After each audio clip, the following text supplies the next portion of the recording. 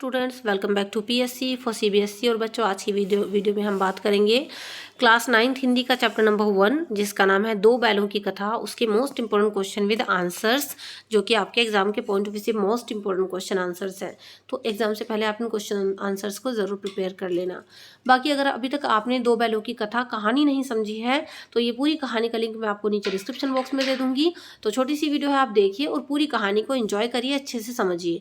और अगर अभी तक आपने अपना सिलेबस भी नहीं देखा है तो 9th का हिंदी का सिलेबस की वीडियो का लिंक भी डिस्क्रिप्शन बॉक्स में गिवन है।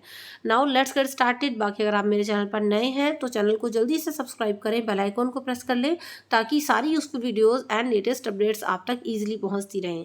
एंड हाँ, don't forget to like and share this video also. So चलिए देख लेते हैं दो बैलों की कथा के इंपॉर्टेंट क्वेश्चन आंसर्स। तो हमारा जो फर्स्ट क्वेश्चन है बच्चों वो है कि जब झूरी की स्त्री ने बैलों को अपने यहाँ देखा तो उसकी क्या प्रतिक्रिया हुई। मतलब जब झूरी की वाइफ ने देखा कि बैल उसके घर से भागकर यहाँ आ गए हैं, उसके वो अपने भाई के यहाँ भिजवा दिए थे उसने बैल, तो क्या प्रतिक्रिया थी, क्या रिएक्शन था और झूरी ने क्या उसका क्या प्रतिवाद किया।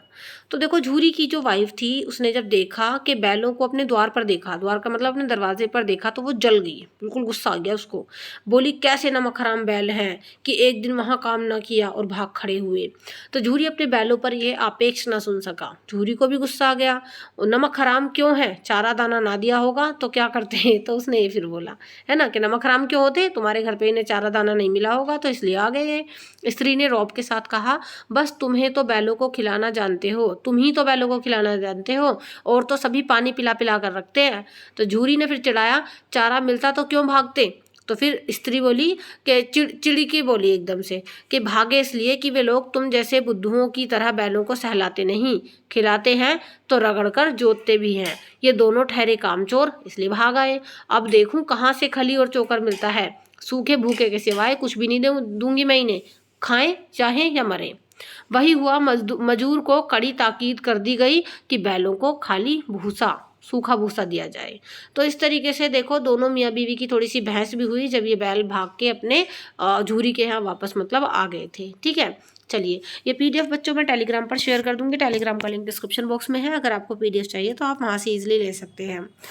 दूसरा जो क्वेश्चन है वो है कि जब झूरी ने बैलों को गया के हवाले कर दिया तब यदि उन्हें ईश्वर ने वाणी दी होती तो बैलों की क्या प्रतिक्रिया होती।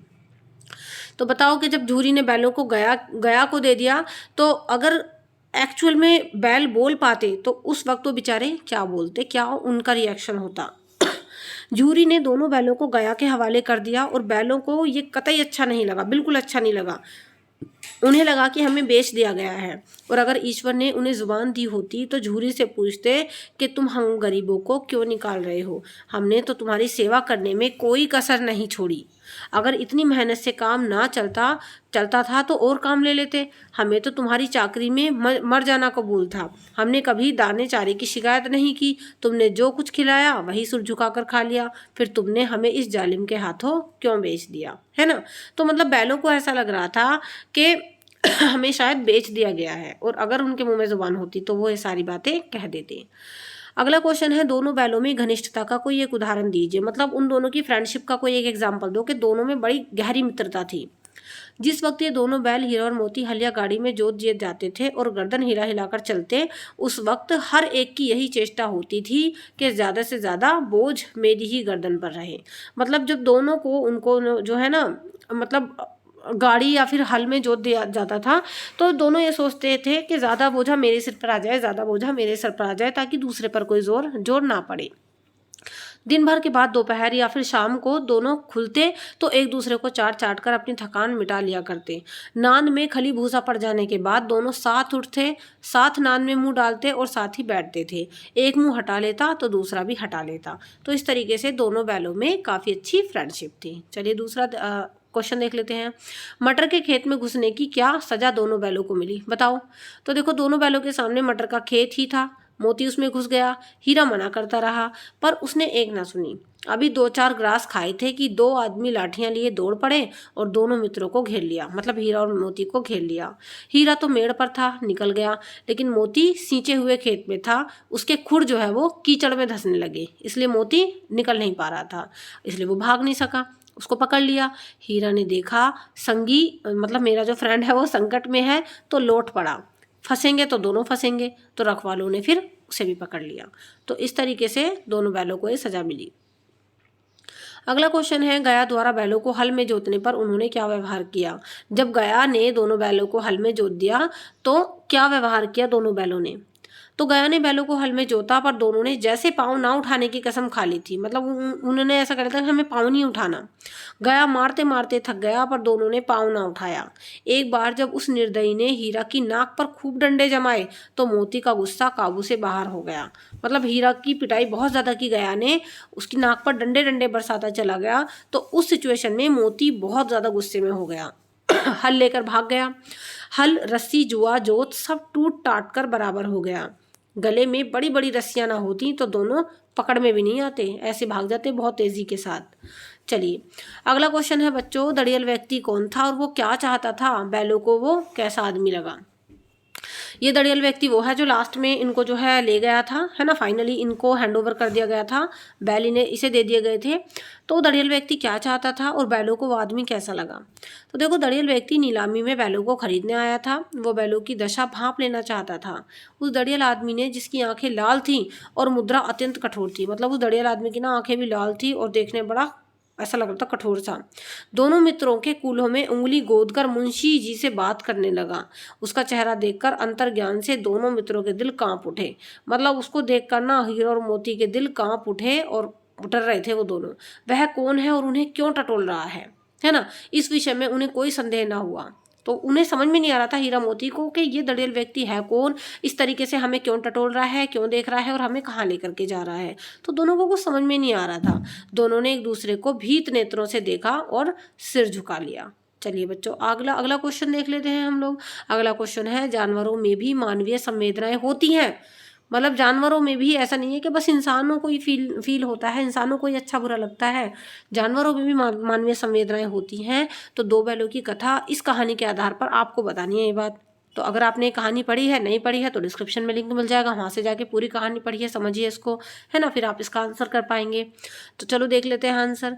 तो देखो, जानवर में भी मानवीय संवेदनाएं होती हैं। वे भी आपस में प्रेम करना और प्रेम का अनुभव करना जानते हैं। उनको पता होता है कि हाँ भाई, प्यार की भाषा क्या है और उसको वो फील भी करते हैं।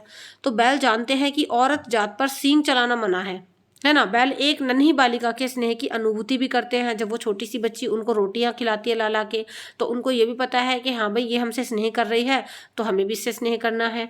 दोनों बैलों में परस्पर भी काफ़ी आत्मीयता है, दोनों आपस में भी काफ़ी अच्छे से रहते हैं दोनों बैल। वे जूरी की भावना को भी समझते हैं, अपने मालिक की फीलिंग्स को भी समझते हैं। तो जिस तरीके से इंसानों में मानवीय संवेदनाएं होती हैं, इसी तरीके से जानवरों में भी होती हैं। इस कहानी के आधार पर हम कह सकते हैं। अगला क्वेश्चन देख लेते हैं बच्चों। अगला क्वेश्चन है, दो बैलों की कथा के आधार पर बताओ कि स्वतंत्रता सहज ही नहीं मिलती, उसके लिए संघर्ष करना पड़ता है।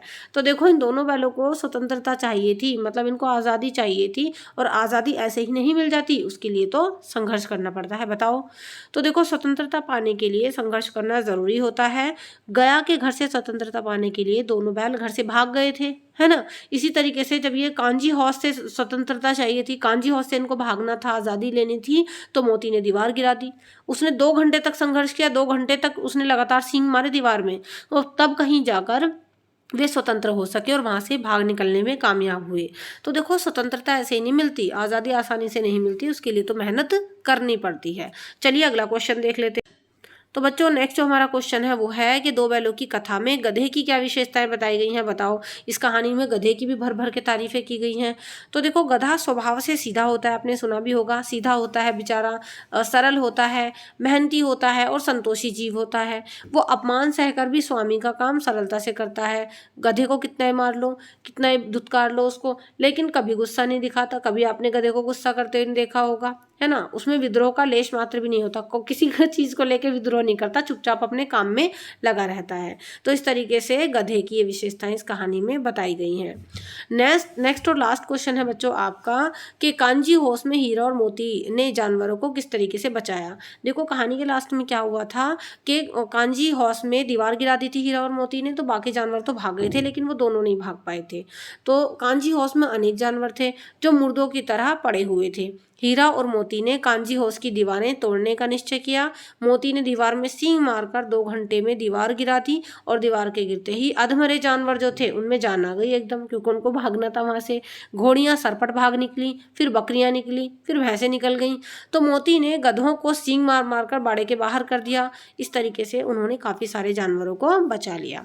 सो हमने यहाँ पर इस चैप्टर के 10 most important question with answers देखे हैं। आई होप आप एग्जाम से पहले इनको जरूर प्रिपेयर करेंगे। एंड वीडियो इस PDF के लिए टेलीग्राम को ज्वाइन कर लेना, टेलीग्राम का लिंक डिस्क्रिप्शन बॉक्स में गिवन है। इसके अलावा वीडियो को लाइक और शेयर जरूर करें, चैनल को सब्सक्राइब करें ताकि सारी अपडेट और सिलेबस की वीडियोस आप तक पहुंचती रहे। डिस्क्रिप्शन में इसकी कहानी का लिंक मिल जाएगा, कहानी वहां से क्लियर कर लें और साथ ही साथ आपको सिलेबस की वीडियो का भी। इसके अलावा बच्चों अगर इंग्लिश सब्जेक्ट है तो इंग्लिश के लिए मेरे लर्न इंग्लिश चैनल को जरूर विजिट कर लें। लर्न इंग्लिश बाय तबस्सुम, इस चैनल का लिंक डिस्क्रिप्शन बॉक्स में है ताकि आप अपनी इंग्लिश की तैयारी भी अच्छे से कर लें। कहानी कैसी लगी है और कहानी के अलावा ये क्वेश्चन आंसर्स कैसे लगे हैं वो कमेंट सेक्शन में जरूर बताना। चलिए, do like, share, comment and subscribe. See you in the next video. Till then keep studying in Pi Study. Thank you so much and good bye.